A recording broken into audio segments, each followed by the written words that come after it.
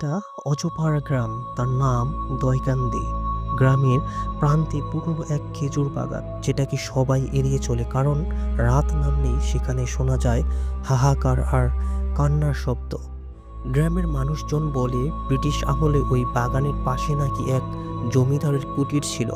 জমিদারের নিষ্ঠুরতায় গৃহবধূকে মাটির নিচে পুঁতে ফেলা হয়। তখন থেকেই রাত 12টার পরেই কানে ভেসে আসে কান্নার শব্দ। একবার গ্রামের 3 যুবক ঠিক করলো তারা সেই কান্নার শব্দ নিজ কানে শুনবে। তারা রাত 12টায় টর্চ হাতে সেই বাগানে প্রবেশ করলো। প্রথমে কিছুই হলো না, শুধু বাতাস আর পাতার শব্দ। কিন্তু হঠাৎ করে বাতাসটা নিস্তব্ধ হয়ে গেল। তারপর দূরে দেখা গেল সাদা শাড়ি পরা এক মহিলা, যার চুলগুলো খোলা আর মুখটা ঢাকা। ধীরে ধীরে সেই মহিলাটি তাদের দিকে এগিয়ে আসছে।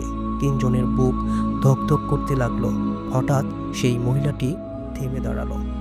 টর্চের আলো তার মুখে পড়তেই তারা দেখল শূন্য বিকৃত এক মুখ আর টকটকে লাল সিঁদুরে ভরা কপাল। তারপর ভেসে আসলো সেই ভয়ার্ত কান্না। পরদিন সকালে গ্রামবাসী বাগানের ভেতর থেকে শুধু একজনকেই অচেতন অবস্থায় পেল। বাকি 2 জনের আর কখনো কোনো খোঁজ মেলেনি।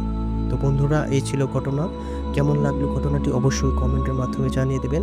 আজকে এই পর্যন্তই। টাটা।